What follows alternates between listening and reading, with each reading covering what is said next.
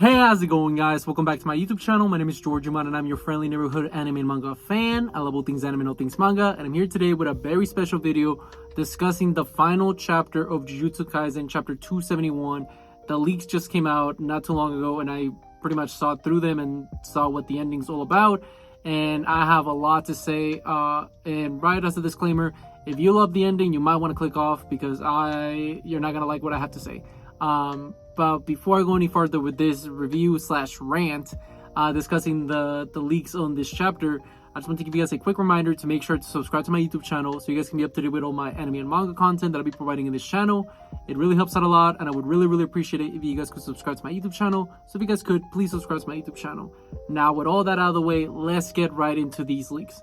So for starters, this finale, I think it's awful. I think it's garbage. If you see the thumbnail and pretty much the title of this video, yeah, it's horrible. I think it's like it's atrocious of a conclusion.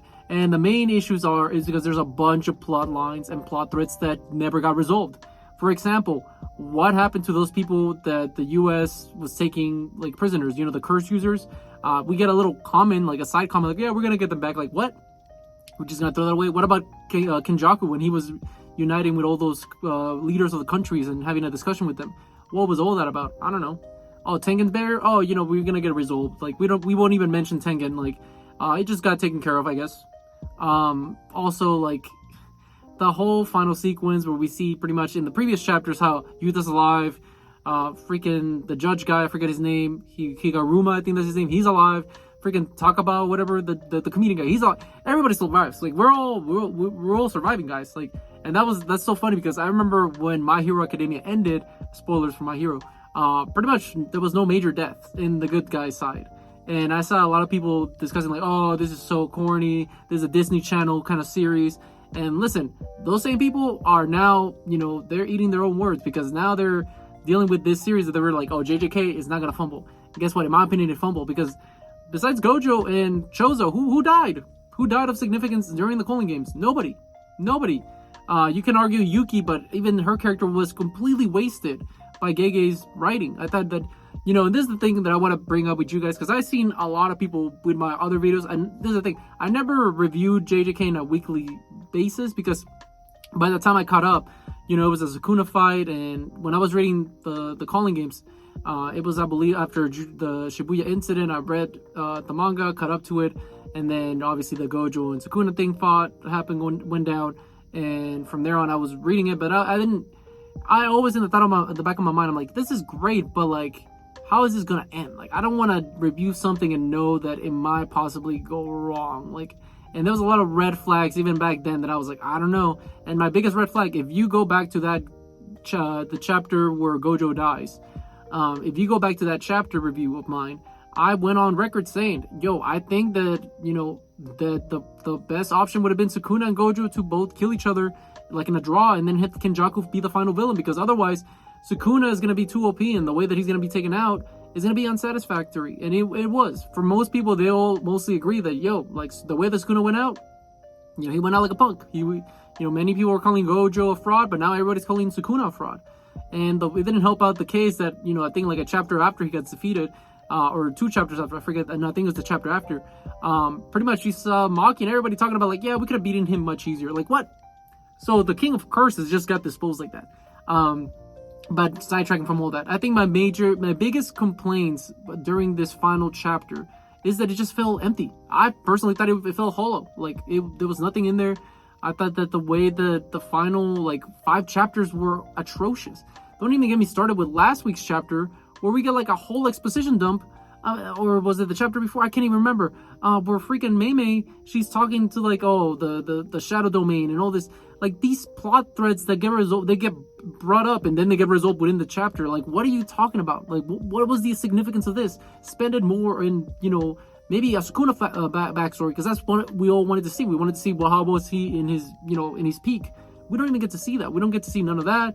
The way Hirume, is that her name, the ice one? Yeah, how she went out, it was terrible. And just a bunch of big plot threads, like I said, that never got resolved. For example, point number 1, what is Juji's domain expansion? We don't even know the name, like, at all. I don't know what he does. If you guys know what it does, let me know, because I I don't think anybody knows what it does.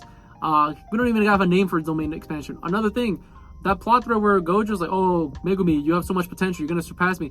By the way, Megumi, a fraud, bro. Like, that dude, he pretty much he's been stale. This dude is literally the same Megumi from when the story started to where the story ended. He's still the same person. He hasn't changed at all. There was been no development. What the most crucial thing he did was get played by Sukuna. That was the biggest takeaway of his character. That was actually, I would say, the moment in the story where everybody was like, oh my god, this is the worst case scenario, in the sense that in a good way, like, oh my god, the protagonists are screwed, what's gonna happen now? And ever since then, he's just been kind of in sleep mode. And it makes sense because his body was taken over, but he had no significance at all. Like, he was just to me, he just seemed like a plot element in the story. Like, we need Megumi to be taken over by Sukuna, so therefore he can use Maharaga, so therefore he can defeat Gojo. And that was just like, he's just to me, it just felt like he's a utensil. Like, he's not really a character. He just seems to me like a plot thread. Like, he's just there to serve the plot. That's it. He has no character as a whole. And the thing that sucks is that, you're the right hand man of Itadori. You're his like homie, and Itadori's cool. Like, listen, I think he's a great MC, like a great MC for shonens. I think he's all right. But the other two, I don't think they're up to snub, and especially Nobara, where she gets sidelined for literally over half the story, guys. Like, literally, I think 60 or 70% of the story. She ain't even in there. She shows up in the last 3 chapters, and it was like, dude, what are you doing? Like, that was my biggest complaint when I even reviewed that chapter. By the way, you can go back and see my reaction on the Nobara. My complaint is not that the Nobara is alive. Listen, that's not the issue. The issue is that he brought her so late into the game. Like, what's the point? Why did you bring her so far where there's no depth to her? There's no character, like, there's no tying up the loose ends with her. Like, it's just literally, she came back, she helped defeat Sukuna, and that was it. There's no character development with her. She has, like, no goals. She's just there. And that's my issue with all these characters that survive. Like, why are they alive? Why is Higuruma alive? Like, why, man? Listen, I like Higuruma. He was cool during the Colon Games. He could have died. I could have done without him, okay? Like, why? Who else survived that? I forget, like. And also, don't get me started with freaking Hakari. My man he just got sidetracked. And another reason I think is because, and honestly, I think he just got bored. He was just like, I don't know what to do with you guys. I guess you and Orame just fight. I don't care. Like, you guys fight off screen, and I don't care. And I don't know why. Like, Hakari was one of the most hyped characters in the fan base. Everybody loves Hakari. And he got in other words, he got the Rock Lee treatment, where he just gets, he's cool at first, you get introduced to him, he's super cool, epic, and then they don't do anything with him, like, of significance at least, because he doesn't do anything really during the final fight with the Sukuna. Now, for all my complaints on the story, another complaint that I had was, like I said, the Megumi is, to me, the biggest one, because he's just a fraud. Like, everybody says Gojo's a fraud, everybody says Sukuna's a fraud. To me, the real fraud of the story is Megumi, because my man was hyped up to be like, oh, there's so much development with him, but there's so much foreshadowing with his character. What'd he do? The most intriguing thing he ever did was get taken over by Sukuna. Like, excuse me? Like, am I tripping? Or, I mean, that's just facts. I'm just telling you guys how I feel about the story. And just for a disclaimer, for anybody that's already at this point in my video saying like, oh, he just hates JJK, he was downplaying it, he just wanted it to suck. Listen, guys, I love the Shibuya incident. I love that arc. I enjoyed JJK, the first season of the anime, for what it was, but I wasn't like super excited. Like, but everybody kept hyping up the Shibuya incident, and then the anime cap happened. I was like, all right, let me review it week to week. And I love the Shibuya incident. I love that arc, and then from there on, that got me to start reading pretty much the manga. Also, the hidden inventory arc, I think that was fantastic. Toji, goated. But yeah, the Calling Games was great. It's just, to me, I think the turning point in the story where I started realizing like, yo, I think we're going down spiral. We're going downhill. Was when it was the Sukuna show. Once Gojo gets taken out, and which, by the way, I'm not even a Gojo stan. So, like, right off the bat, I don't even, like, Gojo's alright. Like, I don't really care that much about him. I don't really care at all. I think he's alright, he's fun, like, whatever. But I'm not a Gojo stan or anything like that. If anything, I like the fact that Sukuna killed him. But my point is that once Sukuna defeated Gojo, what was it for, like, the remaining, like, what, 30 chapters that we got? It was just, hey, Sukuna bodies a guy. A new guy's gonna step in. Sukuna bodies that guy as well. Oh, another character steps into Sukuna. He bodies him. And it was every week for weeks on end. And listen, I know you guys can say like, oh, well, that's what you wait to binge the series. Listen, man, I don't need to binge it. My point of the matter is I've read many manga where this has happened. And they executed much better in a much more entertaining way. And was it cool to see all these characters go all out against Sukuna? Sure. But at the end of the day, it was just action without substance. Like it's shallow, to me at least. Like for example, when Yuta took over Gojo's body, I know for a fact, I saw so much online discourse regarding that was so negative. Nobody liked that because guess what? Gege was doing that to clickbait us. To be like, oh, Gojo's back, but then we find out like, oh, actually it's not Gojo, it's Yuta using Kenjaku's technique. Which, by the way, talking about Kenjaku, what a disappointment. Like, he was built up, and to be honest, I think he was a better villain than Sukuna, period. Like, the way that they were building him up, and I think, in my opinion, he should have been the final villain. It made sense. You started the story with him in pretty much Jujutsu Kaisen 0. You should have ended the story with him. That's just me, though. That's just my opinion.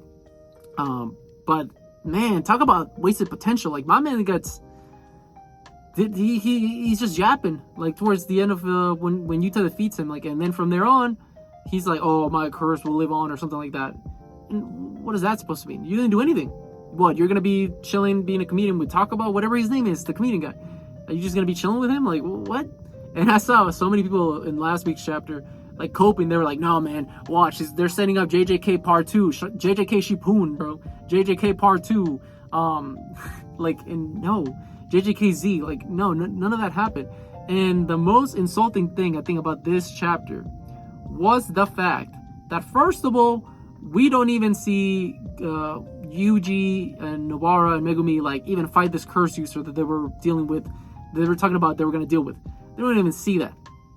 Second of all, the middle finger at the end, that goes to show that Gege is a master level troll. My man literally did that just to mess with us. And honestly, I can't even hate on it. Like, I think that was hilarious because he's just like, yeah, I know the ending's garbage, but I don't care. And it really shows, like, especially the quality of his writing where, I think up to, early in the calling games, even halfway into the point, or right up, I would say right when we started setting up the Gojo and Sukuna fight, I think his writing was on point. I think he was doing a good job. Was he perfect? No. But I think he was doing a great job, exciting its audience. But then once Gojo died is really when, in my opinion, like, he just kind of threw himself in a loop, where he's just like, okay, let's rinse and repeat. New character shows up, gets body. Rinse and repeat. New character shows up, body. Let's jump Sukuna. And it just felt like boring. And honestly, I think that's my biggest takeaway about this finale is that now that it's over, I'm looking back at it and I'm like, yeah, am I gonna look at JJK for the fight scenes? Like, yeah, I'm obviously when the anime comes out, I'm gonna check it out just to see the epic fight scenes. Obviously when Yuta fights the calamities, that's gonna be awesome. But like, am I gonna be? Oh, definitely Maki, my girl, best character in JJK, and that's just a fact. Like, when it comes to a written standpoint, I think Geto, herself, and who else would be? I think Judy is a good MC as well. Mahito was a great villain as well. Which, by the way, let's talk about that. Now that the series is definitely over, we can all agree that Mahito was the best, right? He was definitely the greatest villain in JJK. Personally, I mean, he was catching. Bear this in mind, guys. Just think of this. Mahito took more bodies of like name prevalent characters than Sukuna did. You had Junpei, you had Nanami, and you had Mekamaru. 3 bodies. It would have been 4 if Nobara was dead, which should have been dead. She should have stayed dead. But it's whatever. So 3, right? Who did Sukuna kill again, guys? Oh yeah, he killed Chozo, he killed Gojo, and he killed the one calamity guy that Yuta defeated. Like, wow. Like, listen, I know the impact I think the more impactful characters are obviously Gojo when it comes to the story as a whole. But I'm just saying, hey, my man Mahi Goat, my man was goated. Like, he was great. I think that's another thing that sucks. Looking back at the story now, because I'm like, Sukuna was so hyped up, and I was one of those people that were like, yo, Sukuna, he's great, he has the potential of being like a top tier MC, like a shonen villain, period, right, as of recent history. But in my opinion, he falls flat, like, towards the end. There was nothing to him other than he was just a bad guy. Especially when Yuji was trying to give him that talk no jutsu when he opens his domain. Like, I was like, what is going on? Like, what are you doing? Like, huh? Yeah, there's just a lot of things that I was not happy whatsoever regarding this ending. And overall, I'm very disappointed. Am I gonna make more JJK content in the future? You guys are gonna hear from me. You guys are gonna hear from me right now. The answer is no, because I have a philosophy that is, I'm only reviewing stuff in my channel that I genuinely really like or that I'm very passionate about. Now that I know how it ends, like, there's nothing really to it. Like, I don't really feel an urge to be like, oh, let me make JJK content. Like, no. The only times I had that intent is when, you know, something shocking happens. I'm like, okay, let's talk about it. I want to talk about it with you guys and discuss it, because I love discussing stuff with you guys. You guys are great.